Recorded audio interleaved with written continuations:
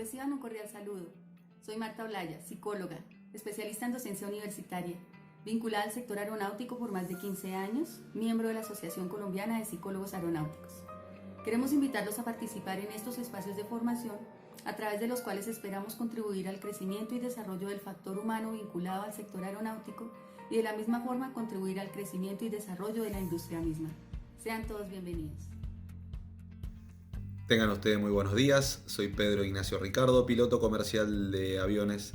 Además integro un amplio equipo de trabajo en un departamento logístico. Me desempeño en la actividad aérea hace aproximadamente 10 años y quiero comentarles que nosotros somos un equipo de trabajo con infinitas cualidades comunicativas, autodidactas y proactivas.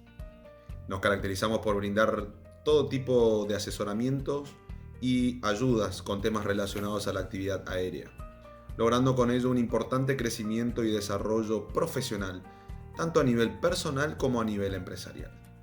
De esta manera, queremos darles una cordial bienvenida a nuestro espacio de formación. Buenas tardes, sean todos bienvenidos a nuestro espacio habitual de conferencias y entrevistas dedicados a la industria aeronáutica y aeroespacial. El día de hoy nos complace muchísimo tener la presencia del capitán Carlos Fabián Lupiáñez, presidente de la Sociedad Argentina de Aviación. Es un gusto para nosotros tenerlo en nuestro espacio, capitán. ¿Qué tal? ¿Cómo le va? Muy buenas tardes, muchísimas gracias por la invitación. Yo soy el presidente de la Sociedad Argentina de Aviación. Es una de las tantas entidades que estamos en la aviación civil argentina y aglutinamos a todo lo que es la aviación general y privada de nuestro país. Perfecto, comandante. Una cordial bienvenida también a la doctora Marta Lucía, que nos acompaña en el panel de trabajo, y el capitán Pedro Ignacio, también de la República Argentina, que nos acompaña, como ya es costumbre, en nuestro ciclo de entrevistas. Muy buenas tardes, capitán Pedro. Muy buenas tardes, acá otra vez presentes para ponernos en contacto con el capitán Carlos. Así que buenas tardes y muchas gracias por la invitación y el espacio. Doctora Marta Lucía, muy buenas tardes. Muy buenas tardes a todos. Muchas gracias nuevamente por invitarnos a participar en estos espacios de formación tan interesantes. Bueno, capitán Carlos, para empezar, y muchas gracias de verdad por el tiempo que nos ha dedicado por este espacio, porque sabemos que su tiempo con tantas actividades que nos va a contar ahora, pues es escaso, y hoy en día el tiempo es muy valioso. Lo primero que yo siempre pregunto es, bueno, ¿quién es el capitán Carlos Fabián Lupiáñez? No, primero que nada, gracias a ustedes por la invitación y siempre dispuesto a lo que se pueda ayudar y colaborar. Yo soy piloto de la aviación general, un piloto civil.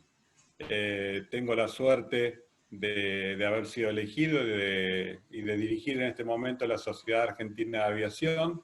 Es una de las entidades que representan a la aviación general en la República Argentina, una entidad que se formó hace ya más de 10 años y formamos parte del Consejo Asesor de la Aviación Civil, que trabajamos asesorando a la ANAC, que es la Administración Nacional de Aviación Civil, la autoridad aeronáutica competente de nuestro país. Tengo por herencia familiar y vocación personal una escuela de vuelo, un centro de instrucción, y soy piloto de la aviación general, actualmente volando un Kinner B200, y he operado, gracias a Dios, en los últimos 30 años, Lear 25, Lear 60, Citation 1, Citation 2, Citation Bravo, Citation Excel. Gracias a Dios he tenido una linda carrera aeronáutica y nunca he descuidado la aviación y la formación. Así que a la par de volar siempre todos esos aviones, he seguido formando alumnos de pilotos privados básicos en Piper Cup o en aviones tipo Cessna 150, 52 o Tomahawk. Tengo al momento más de 12.500 horas de vuelo, todas hechas en la aviación general, todas desarrolladas en el ambiente corporativo o privado. Y he tenido la suerte en el año 95 de dar la vuelta al mundo con un Kinner 200. He tenido la suerte de ir a la Antártida Argentina en una oportunidad a bordo del Kinner 200 como única aeronave o primera aeronave civil que operó en la Antártida. Y nada, por suerte he hecho traslados de aviones monomotores a la República Argentina, desde los Estados Unidos. Por suerte he tenido una actividad divertida. Mejor dicho, comandante, usted se ha gozado y se ha divertido esta profesión y esta industria y ha dicho unas palabras que para mí son muy significativas, comandante. Formación del personal. Se nota a la distancia, se nota que usted es una persona formada en nuestra industria. Usted me comentaba la vez pasada que más allá de eso, inclusive, pues usted nació también en cuna de aviadores, es decir, es la tercera, cuarta generación de aviación, comandante. Así es. Mis padres se conocieron porque uno de mis abuelos le dio el curso de piloto al otro y uno de mis abuelos fue piloto del ejército argentino, suboficial del ejército, porque todavía no se había creado aquí la Fuerza Aérea. Luego, cuando se crea la Fuerza Aérea, se queda en la actividad civil, porque como suboficial no podía volar y a él le gustaba volar, así que comenzó como instructor en el Aeroclub San Juan y en el año 67 se vino a Buenos Aires a probar suerte y fundó la Escuela de Vuelo Aerokern, que fue un ícono de la década del 80, del 90, en el aeropuerto de Don Torcuato, ya hoy por hoy desaparecido. Y de ahí nacimos todos con vocación. Sus 3 hijas y su hijo continuaron con la escuela y ahora la continúo yo y ellas me apoyan como instructoras de la misma. Capitán Carlos, la Sociedad de Aviación Civil Argentina, ¿qué función tiene, qué objetivo tiene la sociedad? Nosotros representamos y la conformamos hace más de 10 años. La idea era hacer algo amplio, tipo una OPA de Estados Unidos. No solo está formada por pilotos, sino por alumnos, por propietarios de aeronaves, por mecánicos, por chicos de rampa, de meteorología, de seguridad. La idea es que todos aquellos que desarrollamos actividad en los aeropuertos, no en la aviación comercial, fuéramos representados ante la autoridad aeronáutica por una entidad. Ese fue el objetivo. Nos unimos varias entidades en su momento, la Asociación de Pilotos, la Asociación de 135 taxis aéreos, que se les llama acá, o línea aérea no regular, y un par de sociedades más, y decidimos conformar una gran entidad que representara la mayor cantidad de personas, y de hecho yo soy el presidente, el vicepresidente es un mecánico, también piloto, el secretario es un chico relativamente joven en la actividad, tenemos vocales y demás de todas las actividades, y tratamos de lograr eso, representar a propietarios de aeronaves, representar a empresas aeronáuticas, representar a alumnos, a pilotos, con las distintas problemáticas que se generan acá en el país. Como sociedad, ¿asesoran a la ANAC? Es decir, ¿ustedes son parte activa en las tomas de decisiones? Porque aquí en Colombia eso es una utopía. Aquí lamentablemente sí, porque depende mucho de la autoridad, pero conceptualmente nos llevó muchos años de explicar digamos, nosotros conformamos desde que aquí a la aviación la manejaba Fuerza Aérea y les hemos tratado de explicar a ellos cómo era digamos, la necesidad de tener un contacto directo con los usuarios. Y de eso surgió la formación de un consejo asesor, por decir así, de la autoridad aeronáutica. Ese consejo asesor, que comenzó hace muchísimos años con Fuerza Aérea, fue evolucionando, fue creciendo, y hace 4 años atrás la Administración Nacional de Aviación Civil, que lleva también 9, 10 años aquí en el país, digamos, aceptó que el consejo asesor lo asesorara en la parte técnica a ellos. El consejo asesor lo forman 18 entidades de la aviación general. 18 entidades de la aviación general que representamos a paracaidistas, a médicos, a los ingenieros, los mecánicos, las distintas autoridades. Capitán, pero eso me parece a mí extraordinario, es decir, casi que es una democracia de la ANAC para permitir que esos diferentes entes y entidades y gremios participen y asesoren a la autoridad, porque es que eso significaría que no es como una autoridad piramidal, sino más bien que se tiene en cuenta a los usuarios.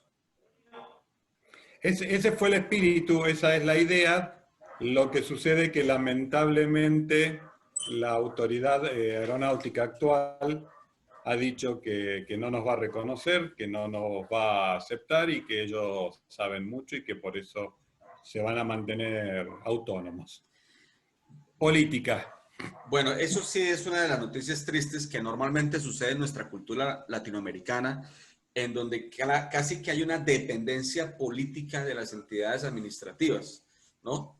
Y casi que es como por periodos cíclicos políticos más que proyectos realmente técnicos y de proyección. Capitán, pero de todas maneras, pienso yo que igual que acá, y lo que usted me decía, realmente el grueso de la aviación será la aviación corporativa no regular, centros de instrucción, aeroclubes. Creo que ese es el grueso, el macro de la industria, ¿no? Eso es lo que intentamos siempre demostrar. Acá en la República Argentina, para hablar de números, estamos hablando de que en aviación comercial existen, digamos, no más de 120 aeronaves y que son, en el mejor de los casos, 5 empresas comerciales que operan en 34 aeropuertos del país, en un sistema que tiene 54 aeropuertos. Cuando uno se siente y les explica que la aviación civil argentina la componen más de 4.500 aeronaves, que tenemos más de 350 centros de formación, que comunicamos más de 550 pueblos que tienen pistas y aeroclubes, y que son en empresas de trabajo aéreo más de 500 empresas, esa es la idea de hablar o focalizar o ilustrar con el iceberg. Todo el mundo, cuando uno le pregunta, inclusive lamentablemente a las autoridades que nos rigen al respecto, uno encuentra que ellos tienen la idea sobre las líneas aéreas solamente. Y a los pilotos que nosotros, por ejemplo, el otro día estábamos haciendo la estadística, estamos hablando de un máximo de 2.000 pilotos afectados a las líneas aéreas. En la aviación general somos más de 15.000 personas, pilotos que estamos trabajando. No, Colombia es exactamente igual. Es decir, yo pienso que a nivel general es así. En alguna época aquí en Colombia se hizo ese estudio y yo me sorprendo de las cifras, ¿no? 500 aeronaves, 500 empresas contra 5 de aviación regular. Es decir, el 95% de la aviación realmente, si hablamos de empresas, es de no regular, corporativa, centro de instrucción ejecutiva, etc. Asimismo en la economía, pienso yo, capitán, la economía de la industria aeronáutica la sostiene ese gran porcentaje de aviación no regular. Exactamente, nosotros por eso la ilustración la encontramos con el iceberg, porque cuando uno ve el iceberg se olvida que más del 90% del tamaño que uno ve está por debajo del agua.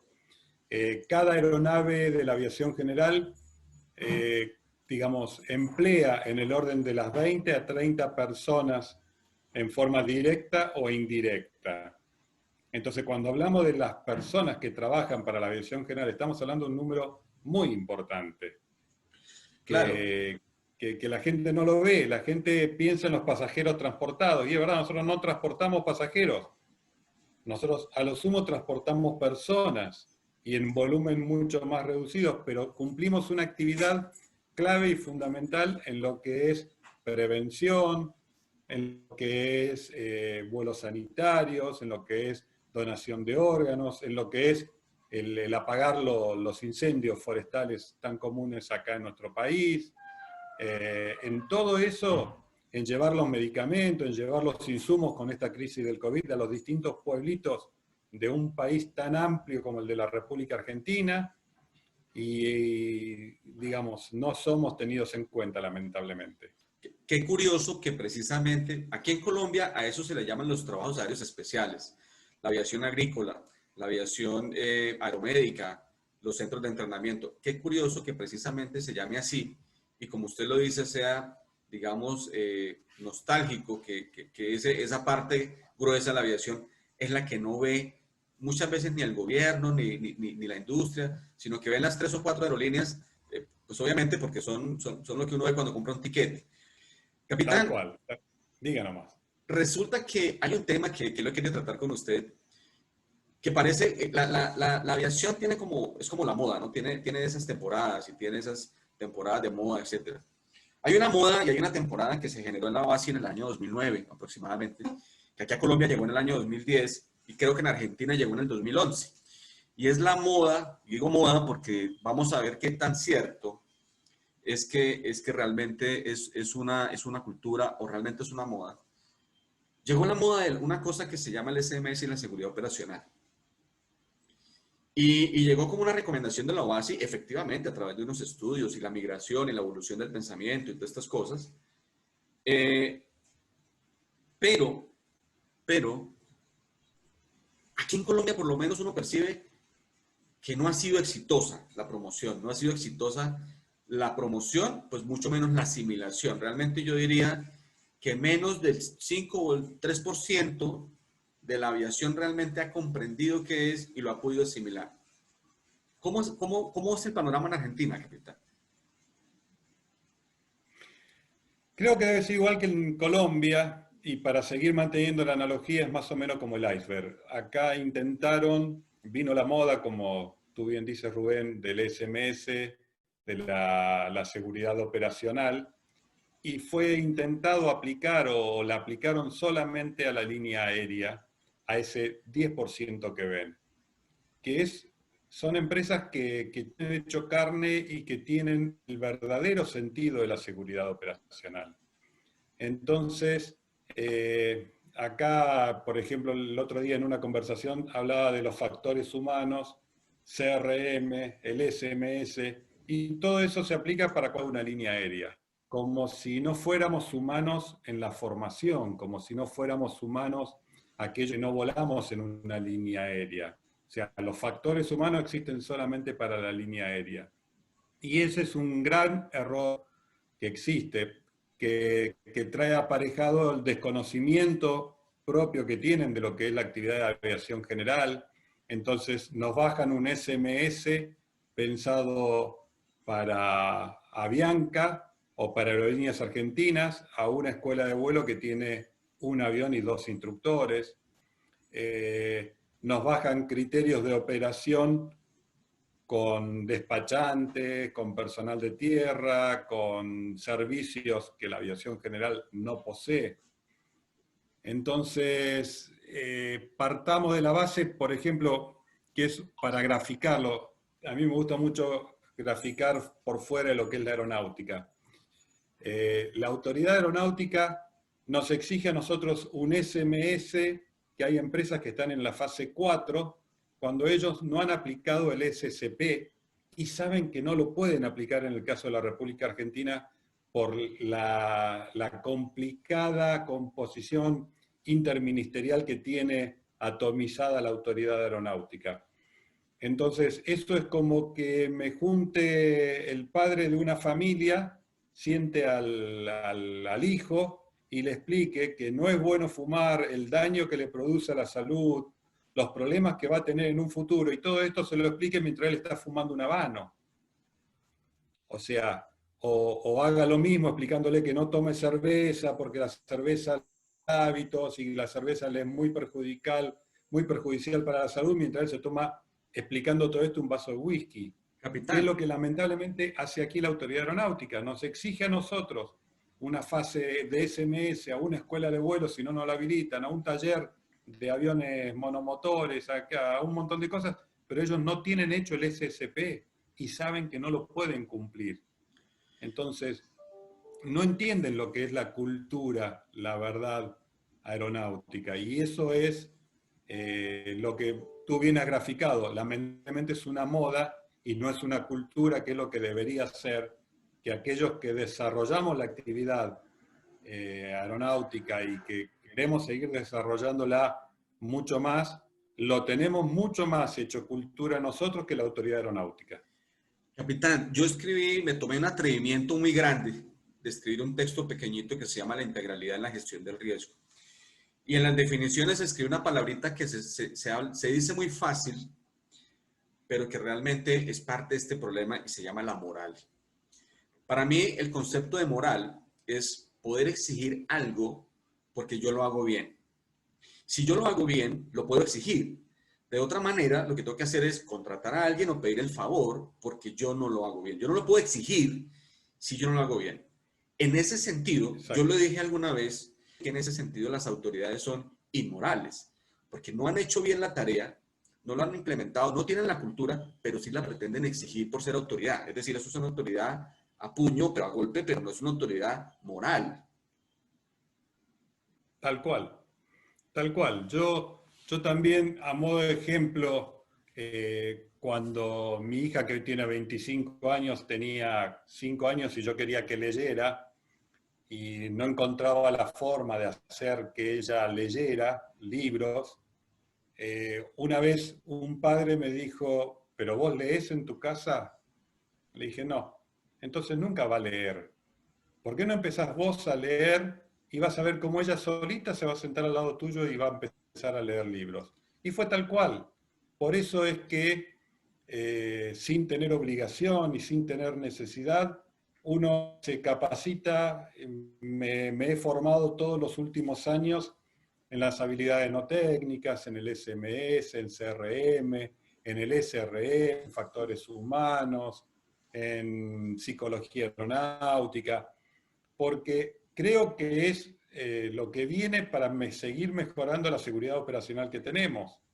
Entonces, cuando uno se encuentra con alguien que es director de, digamos, de alguna de las direcciones de aviación y no viene de la aviación, no entiende el por qué o no sabe y dice, bueno, pero a mí me lo exige la OASI, pero es que no estás entendiendo, o sea, es como que la OASI fuera el abuelo, es como que los abuelos vienen a visitar a los nenes y el padre le agarra y le dice, demostrale cómo cantás, demostrale cómo tocas el piano. Si yo soy un buen abuelo, le voy a decir, no al nene, al hijo, le voy a decir al padre, che, mostrame dónde está durmiendo mi nieto, decime qué está comiendo, a ver si está comiendo sano o no. Entonces, cuando uno encuentra esas falencias, porque piensan todo solamente en la línea aérea, y la línea aérea hace el SMS por la cultura que tú bien explicas, porque saben y tienen hecho carne que es un excelente sistema de seguridad. Capitán, Lo que pasa es que la autoridad eso no lo sabe, entonces para ellos es una moda. yo tenía una expectativa impresionante en la entrevista con usted, pero usted ya la sobrepasó.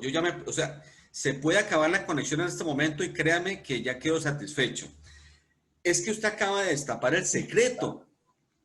Usted acaba de decir el secreto, comandante, que es lo que la autoridad no ha entendido.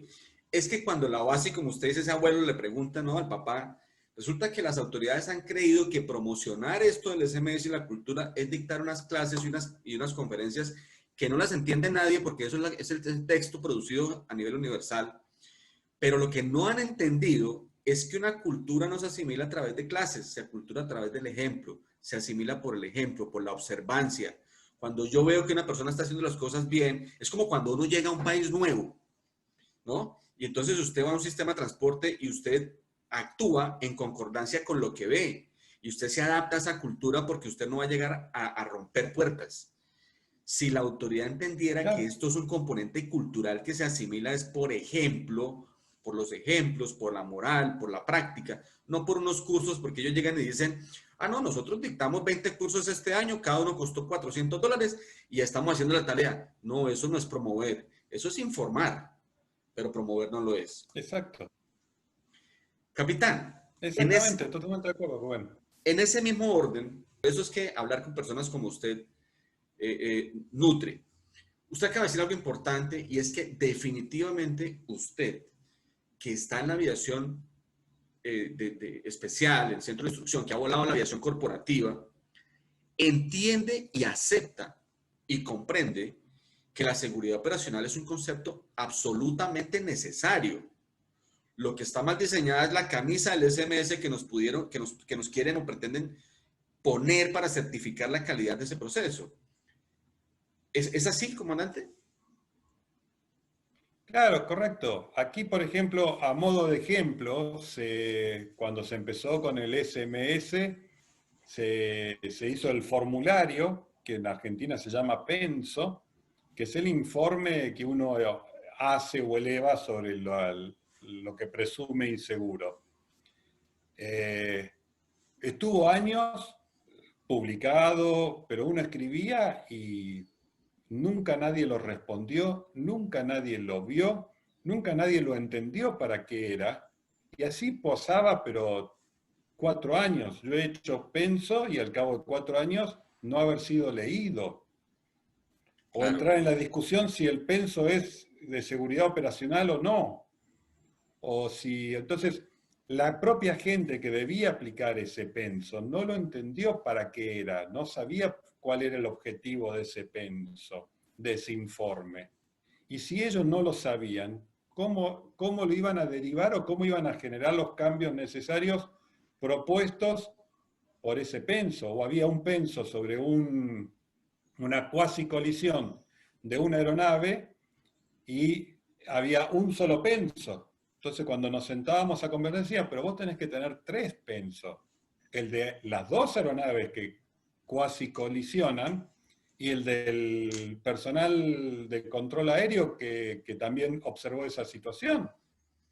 Ah, no, pero yo tuve uno solo. Es que uno solo no sirve, estás viendo un solo lado de la campana. Entonces, hay muchas cosas, pero eso es producto de que no se entendió de que se viene con una cultura también en donde no me reportes, porque si me reportás mucho me estás informando las falencias que yo tengo, y las falencias que yo tengo no las puedo modificar porque no tengo presupuesto, porque no tengo personal o porque no tengo ganas por políticas en general. Entonces, acá muchas veces decimos que esos son tratamientos. Uno trata y el otro miente. Pero bueno. Está muy bueno el tratamiento. Capitán, en esa proporción, entonces, yo le comento más o menos aquí en Colombia alrededor de 307 empresas, incluyendo la de aviación regular. Yo creería que menos del 10% realmente tienen aprobado. Y es que en un principio, el SMS como un sistema de aseguramiento de la calidad se certificaba.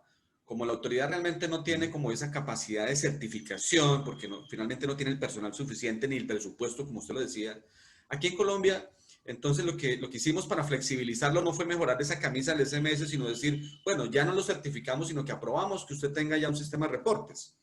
Yo pienso que certificado realmente como sistema de gestión de calidad en Colombia, no creería que llegue al 10% de las empresas, incluyendo la aviación regular. Es decir, que si dejamos realmente la aviación general o no corporativa, pensaría uno que entre el 7 o el 6% de toda la aviación realmente tienen certificado o aprobado un sistema de gestión de seguridad operacional de SMS.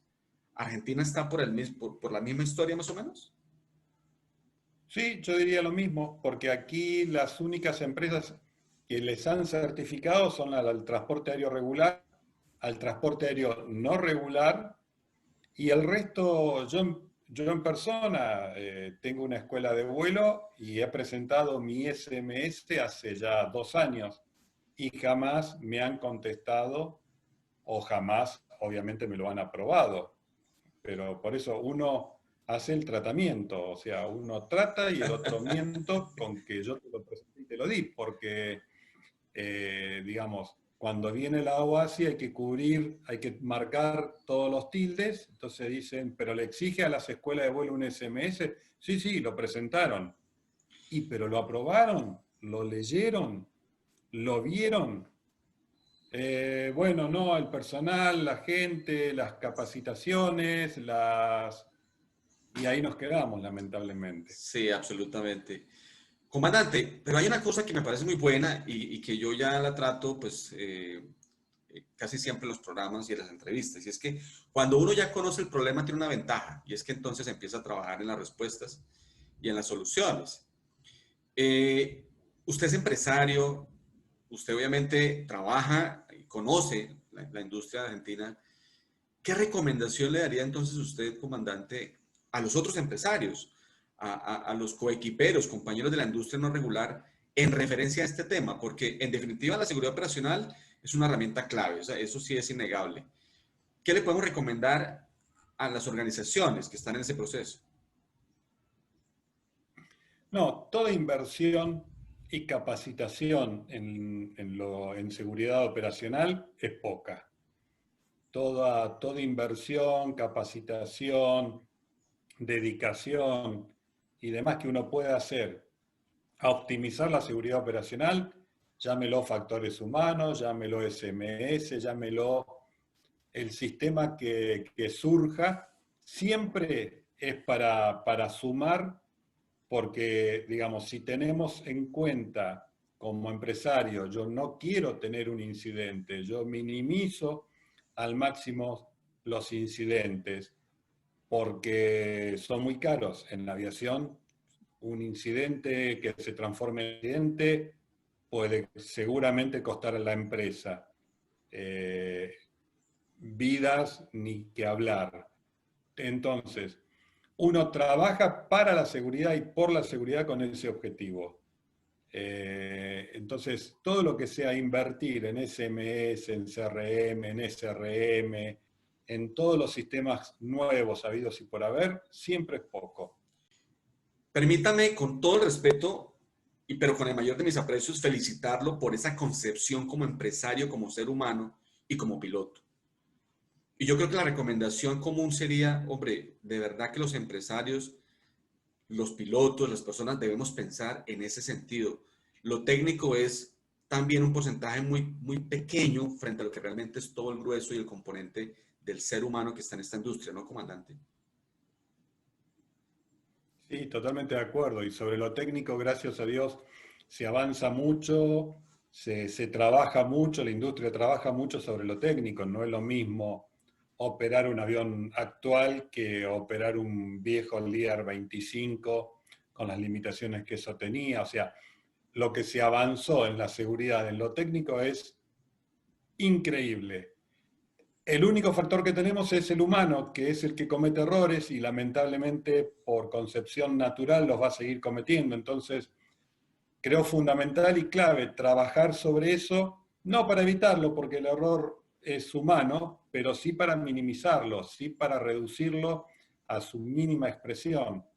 Entonces, desde lo técnico, trato de aportar, de cumplir todas las recomendaciones del fabricante, de cumplir todo lo que técnicamente se puede hacer. Y después desde el humano, trabajar mucho. Yo tengo la suerte de formar, que es lo que me gusta, formar gente que va a ingresar a la aviación, lo que nosotros aquí llamamos el piloto privado, el joven de 16 años que se acerca a un aeroclub con ganas de llegar en algún momento a la línea aérea, y con la otra línea o tope que es el piloto que vuela internacionalmente aviones de gran porte y que necesita hacer recurren en RBCM o en PBN, en las distintas variables.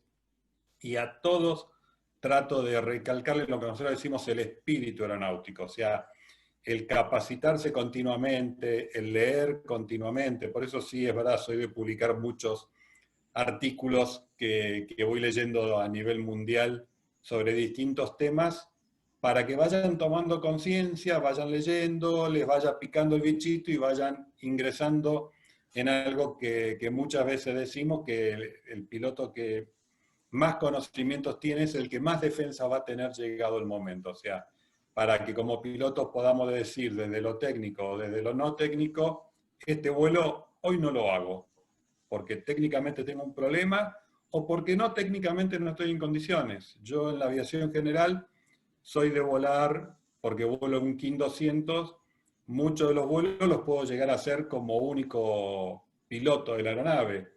Y sin embargo, en la empresa, que llevo más de 25 años, saben que si se puede, por el tipo de operación y demás, siempre voy a tratar de volar con un otro piloto al lado para buscar reducir los costos, reducir los riesgos, porque el costo de un piloto más al lado mío es ínfimo al lado de algún problema que tenga por alguna incapacitación que yo tenga. Tiene clarísimo usted, comandante, los conceptos del costo-beneficio, los conceptos de las defensas, están clarísimos. Comandante, yo le voy a dar un momentico el micrófono a la doctora Marta Lucía. Usted sabe que ella es psicóloga, especialista en factores humanos y en aviación. Tiene un aporte que hacer y luego el capitán Pedro Ignacio tiene una pregunta. Entonces, pues, doctora Marta, suyo el avión, como decimos nosotros. Qué emoción, estos son los aviones que yo puedo volar. Maravilloso. Bueno, pues primero, capitán, de verdad, encantada, encantada porque me complace mucho percibir que está resonando esa información, ¿sí? Obviamente sabemos que es algo que tiene que llegar a muchas instancias, pero dentro de todo lo que usted ha dicho, mejor dicho, he encontrado un montón de joyas tan valiosas que lo más importante sería que lográramos hacerlas brillar y que todos lo percibieran. Por ejemplo, me encantó aquel ejemplo que usted hizo acerca del niño, cuando nos contó la experiencia sobre el tema de la lectura y los ejemplos hacia los niños, etcétera. Y yo percibo que eso pasa un poco en este sector y pues creo que en cualquiera. Las personas que están empezando a ingresar al sector son como niños, que están llegando a aprender una cierta cultura. Entonces, si la misma cultura no se ha convencido de todas estas cosas tan importantes, es muy difícil hacerles percibir ese valor, ¿no? Entonces, dentro de todo lo que decía ahora al final, encontré algo muy importante y es lo siguiente. Se ha avanzado tanto en lo técnico que eso nos está brindando una oportunidad supremamente valiosa para empezar a centrarnos en lo humano. Muchísimas gracias por compartirnos todas esas percepciones. Pero muchas gracias a usted, Marta. Comandante Carlos, yo quiero hacerle una consulta que también tiene relación con factores humanos, pero en el punto de concientizar. Nosotros sabemos que el elemento humano es la parte más flexible y adaptable y también la más valiosa dentro del sistema de aviación. Pero también sabemos que es muy vulnerable a todo tipo de influencia negativa que pueden llegar a afectar negativamente el desempeño del piloto. Usted, estando a la cabeza de una empresa y como instructor, ¿cómo trabaja usted para concientizar a cada uno de sus alumnos que se están iniciando, al alumno piloto que se está iniciando en la actividad, para que desde chiquititos se sientan parte importante dentro del ambiente aeronáutico para lograr una mayor voluntad y compromiso en el desempeño de alumno, en este caso? ¿Cómo logra eso? Sabemos que es bastante sensible, complejo, y me gustaría saber si puede compartir con nosotros cómo lo logra. Sí, yo primero teniendo un mensaje claro, directo, simple y sencillo hacia el alumno. Por ejemplo, yo he modificado cosas de la lista de chequeo de la aeronave por recomendaciones del alumno. O sea, uno muchas veces, por la experiencia que tiene y demás, comete errores por tener una visión, por decir, distinta a esas personas.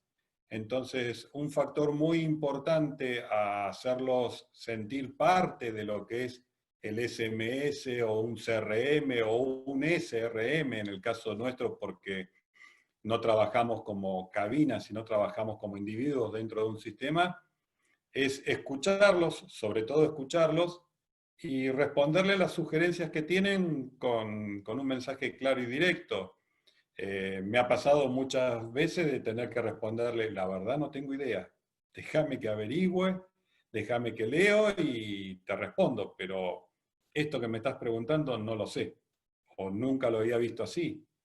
Entonces, creo que la clave para que todo el mundo se integre a este sistema de factores humanos, de seguridad y demás, es conversar mucho.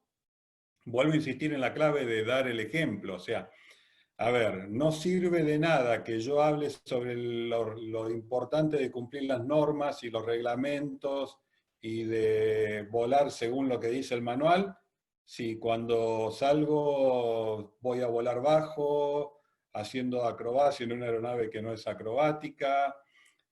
O sea, no. Si yo no doy el ejemplo, ese alumno no va a tener un tutor al cual seguir. Y además se lo escucha mucho y te puedo asegurar que los chicos que gracias a Dios hoy por hoy a ver, mi primer alumno es uno de los directores de uno de los gremios de una de las líneas aéreas de este país, y fue mi primer alumno hace 30 años. Y por suerte, digamos, no tengo más que mensajes de aliento y de felicitaciones y el placer de encontrarme en muchos aeropuertos con mucha gente que he formado. Y creo que lo más importante es eso, Pedro, escucharlos, pero no escucharlos para que me entre por un oído y me salga por el otro, porque él es un alumno y yo soy un instructor. No, no, escucharlo porque estamos a la par. Y lo que él dice es muy valioso, y lo que él dice seguramente va a aportar, aunque más no sea para explicarle el por qué está equivocado, pero escucharlo. Comandante, estamos tocando otro punto álgido de la industria, que es la formación de personal aeronáutico. Me parece genial, y Pedro y pues, la doctora Marta, porque efectivamente el pilar es la formación del personal aeronáutico, que es de donde se nutre, es donde está el sustrato, ¿no? El método o el sistema educativo más exitoso en el mundo es el finlandés. El sistema educativo finlandés es absolutamente exitoso. Y tuve la oportunidad de estar conociendo de primera mano pues, el programa y en una conferencia de Finlandia. Y una de las cosas que nos comentaban es que es más fácil ser astrofísico en la NASA que ser un profesor en Finlandia, porque requiere realmente unos perfiles muy asertivos, unos perfiles que contienen muchas de las cosas que estamos viendo en el capitán Carlos Fabián Lupiáñez, muchas de las cosas que tiene la expectativa de la doctora Marta, lo que pregunta el capitán Pedro, porque sin lugar a duda, ese ser va a inferir, va a transmitir, va a sembrar en ese sustrato para obtener una materia terminada de alta calidad. ¿Qué recomendación le podemos dar entonces a los instructores, a la industria, al empresario que tiene un centro de instrucción? Lo primero que se necesita es una autoridad aeronáutica presente o un dueño de empresa presente con ánimo de fiscalizar la evolución digamos, de ese crecimiento del alumno. Me formé y di instrucción en la escuela de mi abuelo, no existía el SMS, no existía el SRM, no existía nada de todos los sistemas modernos sobre los cuales hemos estado hablando.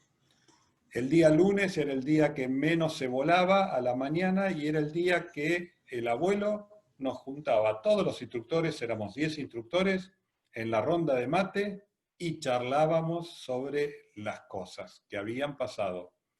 Lo peor que te podía pasar como instructor era que no hayas podido llegar a un turno y el abuelo haya salido con ese alumno tuyo porque sabías que el lunes te sentaba y te decía, che, Carlos, volé con Javi y resulta ser que en vez de ponerle 2.300 vueltas le puso 2.500.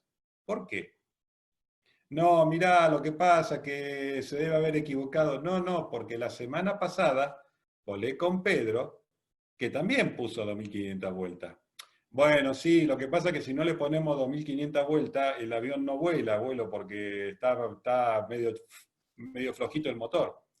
Pero eso se habla acá, y de acá sale cómo vamos a enseñar. Vos no lo podés hacer solo. O sea, nosotros todos los días, lunes a la mañana, teníamos una reunión de estandarización, en donde conversábamos con otros instructores las falencias, las diferencias o las cosas que nos habían pasado. Che, tal avión tiene tal ruido. Ah, sí, entonces íbamos a verlo al mecánico y le avisábamos y de esa forma. Y eso en esa época no había SMS, SRM, factores humanos, no existía nada. Estoy hablando de la década del 80. En la aviación general recién comenzaba a verse en las líneas aéreas. Y nosotros todo eso lo teníamos. Entonces, si me preguntás qué habría que hacer, simple. El instructor siempre fue un personal de paso para aquel que quiere ir a la línea aérea. Ese no es el problema. Yo no veo mal que el instructor junta horas y se va. Siempre fue así, nunca fue otro. El tema es que si yo le mantengo el control, si yo lo fiscalizo, si yo estoy encima como dueño de escuela, como jefe de instructor, evito un montón de problemas a futuro. No había encontrado hace mucho tiempo un eco tan claro, tan sonoro como el del capitán Carlos Fabián Lupe Áñez y efectivamente, pues con esa percepción genial. No entiendo por qué los estados no se dan la mano más bien o no se llevan de la mano con personas y perfiles como el capitán Carlos Fabián, porque eso es lo que realmente era un cambio a nivel país, a nivel república. Nuevamente, doctora Marta, tenías un aporte. Si esto estaba pasando allí, porque era la realidad de su escuela hace tantos años, cuando apenas estaban empezando a trabajar en todos estos temas que ahora queremos sacar a la luz, ¿por qué están pasando? Me queda una inquietud y quisiera, no sé si tal vez es una pregunta para que ustedes me digan también, si será que lo que nos está pasando es que la autoridad aeronáutica en sus esfuerzos y lo que está tratando de hacer se está centrando es en generar documentos, no sé, si tal vez como generando como una especie de estructuras a través de la cual poder fiscalizar, como decíamos, o sí, hacer seguimientos a las operaciones, a las instituciones, pero los está emitiendo de una forma tan general que es muy difícil aplicarlos a lo que ocurre en la realidad y quizás se está perdiendo más bien de obtener información de esa operación real para nutrir esos documentos. Tal vez es lo que nos está pasando. Sí y no. Yo creo que lamentablemente, hablo por el caso de la administración argentina, se puso personas que no son idóneas, lamentablemente. Se han puesto abogados, se han puesto amigos de los que subían, personas que no son aeronáuticos, que no vienen de la aviación. Entonces eso ha generado que uno pierda. A ver, nosotros acá en Argentina, el director de una escuela rinde todos los años un concurso con otros para mantenerse en ese cargo. Un médico, director de planta, lo mismo. Y en la administración de aviación civil la llama el gobernante que ganó las elecciones y pone a quien quiera. Entonces, lamentablemente tenemos personas que no son aeronáuticas, ni siquiera tienen la culpa porque no son aeronáuticas. Yo he estado en una discusión y al cabo de 20 minutos el director nacional mirarme y preguntarme qué era un circuito. Estábamos discutiendo un circuito de tránsito de un aeropuerto. Y se acercó con la mejor buena voluntad y demás y me dijo, che, ¿qué es un circuito? Entonces, mientras no tengamos personas capacitadas, mientras no tengamos personas que vienen del medio, que conocen el medio, muchas veces una persona que nos acompaña mucho dice recorrer la trinchera. El que no está en el campo, a él le dan una planilla y cumple esa planilla. Me ha pasado en una inspección de rampa que me hizo la autoridad aeronáutica, que me llamara un viejo instructor de la escuela, comandante retirado de una línea aérea, a preguntarme si lo que había subido era un chiste. Le digo, no, ¿por qué? Porque esa planilla es la que yo como inspector le pido cuando voy a ver un avión de línea aérea. Le digo, bueno, eso me lo pidieron en el PA-11. Pero no, Carlos, no puede ser, si el 90% de esa planilla no se puede aplicar. Le digo, bueno, hablale vos a tus pares. Pero ¿qué querés que te diga? Me pararon hoy en plataforma y me hicieron esa planilla. Por eso es que la subí a las redes, por lo absurdo del tema. Entonces, cuando uno ve eso y uno dice, no, la autoridad dice, hicimos 100 inspecciones. No, decime a cuántos aviones. No, hicimos 100 inspecciones. No, ¿a cuántos aviones? Sí, a 25 aviones. Por eso le digo, pues a mí me hiciste 5 inspecciones en el mes.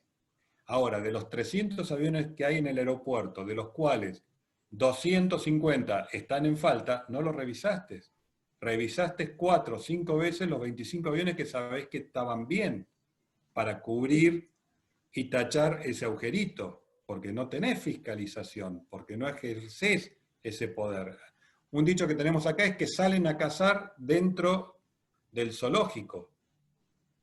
O sea, van a buscar a los culpables, pero dentro de la jaula del zoológico. Si no es por el acento, yo pensaría que usted está hablando de Colombia. Es la realidad latinoamericana, me parece. Sí, pareciera que es aplicable a muchos, sí, es verdad. Es demasiado importante, no solamente para este caso, sino para todo en la vida. No solamente el individuo, sino el perfil que se requiere para el cargo, no solamente la persona, sino que cada cargo requiere un perfil y es el perfil el que llega a ocupar una persona, no es una función específicamente, porque la matemática no es lógica y en la aviación 2 por 2 no es 4, lo que dice el capitán Carlos es exactamente válido. Si uno se pone a mirar las estadísticas cuando, como lo que tú dices, doctora Marta, que empezar a escribir, como los famosos formularios que dice también el capitán, escribir para evaluar sobre lo mismo, es pareciera que la matemática es lógica, pero cuando uno va a ver la práctica, cuando va a ver el campo, resulta que nada es como está en la tendencia, ni nada es como está en el formulario, ni nada es como está escrito. Y es como si en el ejemplo, excelente ejemplo del capitán Carlos Fabián, es como si el abuelo le pregunta al papá y el papá lo que se pone a hacer un reglamento para que el niño viva en la casa, ¿sí? Pero le hace un reglamento basado en lo que él ya sabe, en lo que él aprendió hace 40, 50 años, que hoy en día es absolutamente impráctico, y resulta que para saber si el niño vive contento, firma una ficha técnica de hace 40 años, o de una camisa que no es la de él, y con esto pretende demostrar que el niño va creciendo bien. Entonces, en el papel parecería, pero en la práctica es realmente lo opuesto. Con respecto a los factores humanos, que es un tema de los que hemos venido hablando muchísimo y que realmente pues pareciese, como decía la doctora Marta Lucía, que el componente técnico pues dio lugar obviamente y la opción a encontrar que el factor humano también es el factor pues, determinante. Y toda esa filosofía dio paso a la nueva filosofía que es la que en la industria por allá se está manejando y que a nosotros todavía, ahorita estamos muy enfocados en factores humanos y apenas está tocando la puerta la última filosofía, que es el factor organizacional. Muchos empresarios de aviación no son de la cuna de la aviación, no conocen la aviación, sino que conocen un negocio. Entonces, para ellos la matemática es lógica. Yo invierto 100 pesos y me quiero ganar 50 pesos y es lo que ven. Y entonces, cuando se le habla de factores humanos organizacionales, dicen que eso simplemente es una utopía o que es un papel o que llenen ese manual. Pero si desde ese perfil organizacional no existe el factor humano que permee la organización exactamente igual que un instructor, pues no vamos para ninguna parte. ¿Qué percepción tiene usted, comandante, con respecto a eso? No, la misma, totalmente de acuerdo. O sea, lo que pasa es que la incapacidad de mucha gente de entender esto es lo que hace, lo que tú explicabas, la aviación, a ver, yo soy mucho de buscar frases o comparaciones para que la gente común lo entienda. Yo siempre digo que la aviación es la de Richard Bach, Juan Salvador Gaviota, entre la velocidad de pérdida de baja y la velocidad de pérdida de alta. Ahí soy totalmente libre de hacer lo que quiero, de la forma que quiera y de lo más filosófico que quiero. Pero si la velocidad de pérdida del avión es 50, yo tengo que tener claro que a 49 soy una llave inglesa. Ahí se acabó la filosofía, lo lúdico y lo demás. Entonces yo tengo que saber muy bien y conocer muy bien todos esos límites, todas esas realidades para moldarme dentro de toda la composición de lo que es el SMS. Como decíamos, si el SMS no lo entienden, no lo saben interpretar, no lo aplican, yo lo aplico por un tema de que entiendo los beneficios que me va a traer porque tengo la empresa desde hace 50 años. Y pienso dejárselas a mis nietos y pienso que vuelvan a seguir encontrándome en los aeropuertos gente que me saluda, que yo ya ni me acuerdo, y que me dicen, vos me enseñaste a volar. Pero para hacer eso lo tengo que hacer teniendo en base las habilidades técnicas y no técnicas. Las técnicas son las que me da la industria y me van cada día mejor. Las no técnicas son las que tengo que capacitar y preparar y formar yo y recibir la formación de los distintos ámbitos y áreas, no solamente aeronáutico. Capitán, usted me habló de Richard Bach, me acordé de Leslie Parrish, la esposa de él, en su libro Un puente hacia el infinito, ¿no? Ilusiones, Juan Salvador Gaviota, etcétera, de su piloto, ¿no? Y me puso a pensar y a soñar con esa filosofía que creería que es el manual de vuelo más importante que existe tan pequeñito como Juan Salvador Gaviota, pero absolutamente de acuerdo. A veces es difícil encontrar esas personas como usted que mire la herencia que usted va a dejar. No va a dejar unos aviones, ni va a dejar unos hangares, ni va a dejar unas herramientas. Va a dejar una filosofía que viene por generaciones como la de su abuelo, con el briefing, con el SOP, que viene arraigado de una educación, doctora Marta, de una educación, una formación de hogar, de familia, que ahora hoy en día en la aviación nos toca escribirle una cosa que se llama el SOP. Parece que el dinero le ganó el camino al valor y a la calidad de vida, ¿no? Sí, pero ¿sabes qué, Rubén? Mi señora es médica, es de especialidad otorrino infantil, pero se metió mucho en todo lo que es seguridad. Y, por ejemplo, ella, por ser piloto privado y demás, aprendió mucho de la cultura nuestra y la está tratando de aplicar en la medicina. En la medicina, por ejemplo, es relativamente nuevo el uso de la lista de chequeo, es relativamente nuevo el uso de briefing o de debriefing, algo que lo tenemos como más hecho carne nosotros en aviación. Y hablando con ella, conversando con ella, explicábamos esto, que el éxito que nosotros tenemos en lo que es el briefing, debriefing, en lista de chequeo, es cuando el alumno no hace la lista de chequeo porque tiene que cumplirla, sino la hace para asegurarse de no olvidarse las cosas. Cuando él hace un briefing con las personas que va a volar o hace un briefing en plan de vuelo para saber en qué situaciones está la atmósfera y demás, no lo hace porque le dijeron que lo tenía que hacer porque estaba escrito en un SOP, sino lo hace porque necesita esa información y sabe lo valioso de eso. Entonces, la clave y el éxito uno realmente lo logra cuando yo al alumno en algún momento del curso busco la forma de que no me haga la lista de chequeo y el alumno me dice, no, para que me falta hacer esto.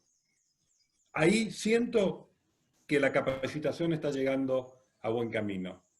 Entonces, cuando lo hablamos mucho con ella, cuando el médico que hoy por hoy se está metiendo en toda esta cultura que en aviación ya la llevamos décadas, cuando al médico le dicen de hacer una lista de chequeo y lo que dice, vamos a hacer esto porque si no después la norma no lo hagas por la norma, no lo hagas porque está escrito ni porque te va a joder la clínica. Hacelo porque realmente es beneficioso para la seguridad tuya. Ese es el objetivo. Y ese es el éxito. Honestamente, ese es el éxito. Y esa es la seguridad operacional, es la conciencia de una cultura.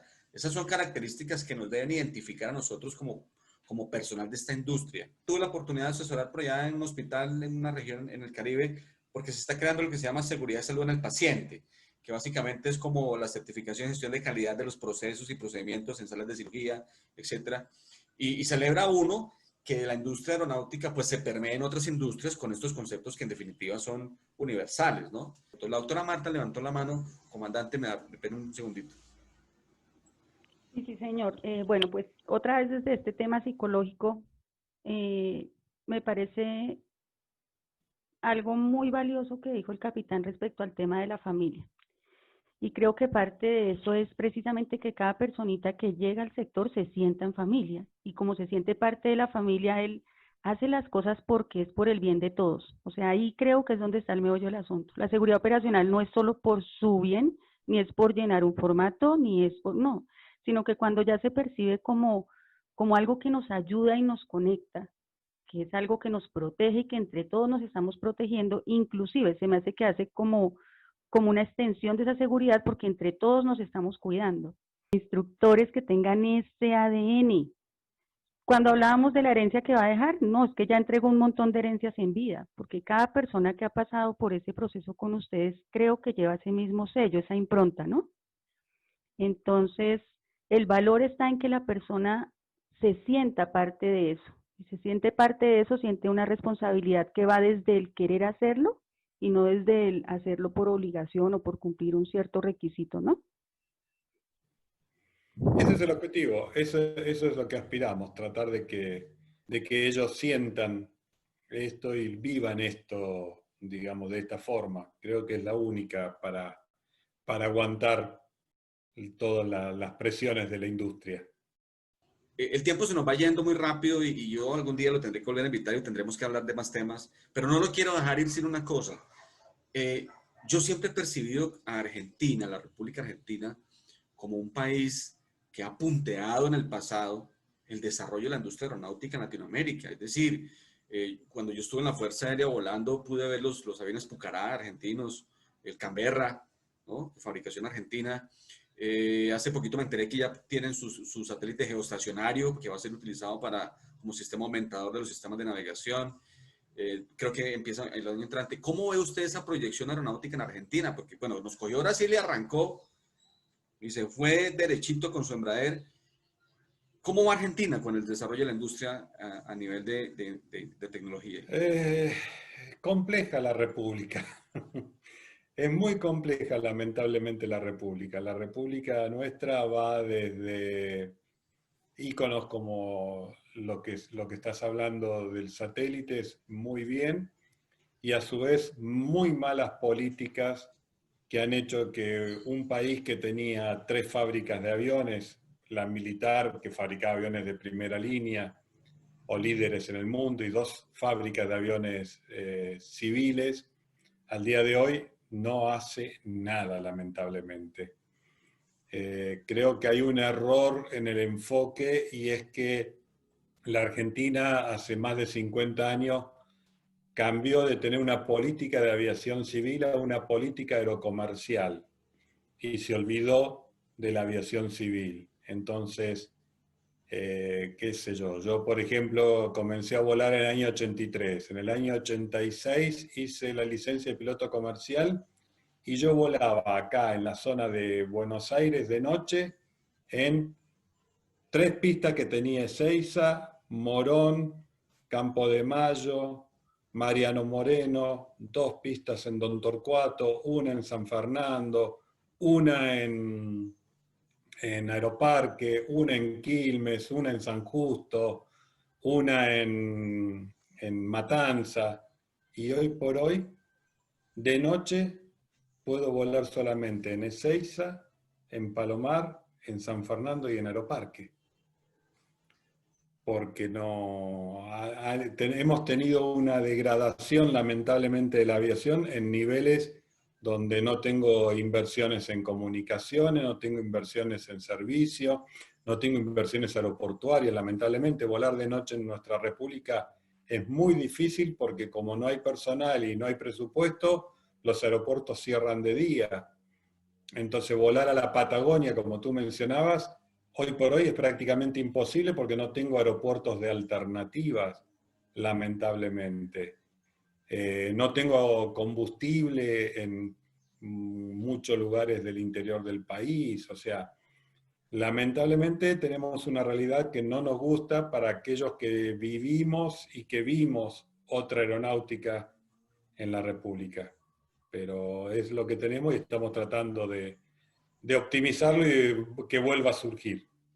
Un inspector técnico de Argentina vino a Colombia y bueno, yo lo recibí, tuvimos un par de reuniones y él comentaba pues, sobre la aviación experimental en Argentina. Entonces, se estaba experimentando, por ejemplo, poner una turboprop en un Cessna 206 y allá hay un espacio abierto para eso.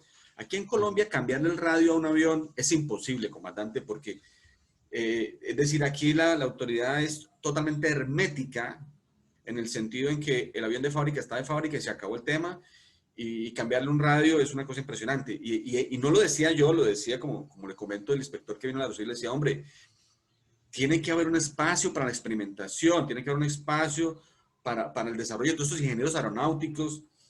Y así conocí yo a la República Argentina con respecto a la aviación, me motivó muchísimo y esperemos y confiamos en que ojalá vuelvan a tener esa orientación.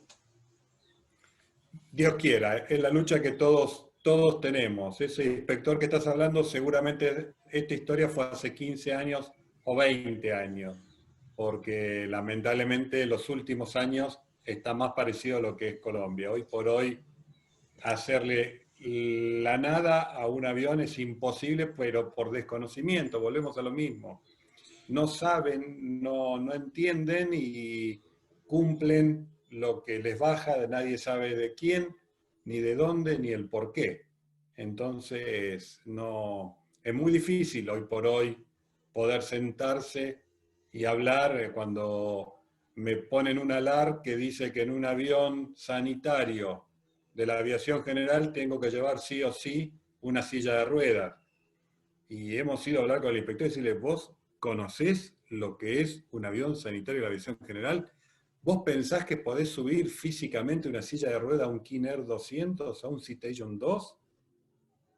Y hemos tenido que llevarlo al inspector a que vea y decirle, no, bueno, lo que pasa es que nosotros cuando volaba en aerolíneas sí llevábamos. Está bien, pero eso era un 737. Claro, totalmente de acuerdo, totalmente de acuerdo. Tiene usted razón en lo que acaba de decir, comandante. Sí, efectivamente fue aproximadamente hace 20 años que tuve esa experiencia con la inspección de Argentina. Bueno, Carlos, realmente apreciamos muchísimo y valoramos muchísimo su tiempo.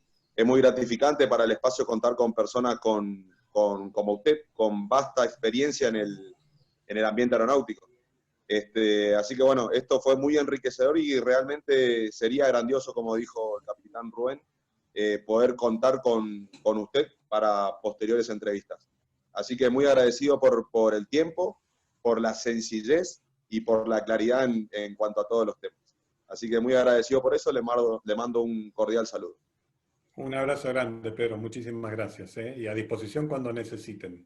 Capitán, no, pues agradecerle. Ya sabe que estoy encantada y pues más aún, más allá de todo el conocimiento que nos ha dado, de sentir que estamos en sintonía y de que toda esta información que estamos compartiendo pues realmente es algo importante, que no es que parece, sino que de verdad es relevante.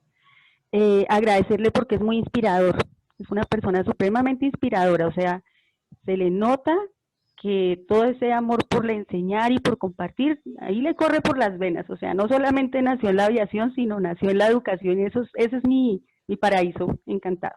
Entonces, muchísimas gracias por eso, muchas gracias por animarnos también a continuar en este proceso a partir de todo eso que nos comparte y por inspirarnos. Muchas gracias, capitán. Muchísimas gracias a usted, Marta, a disposición cuando necesite.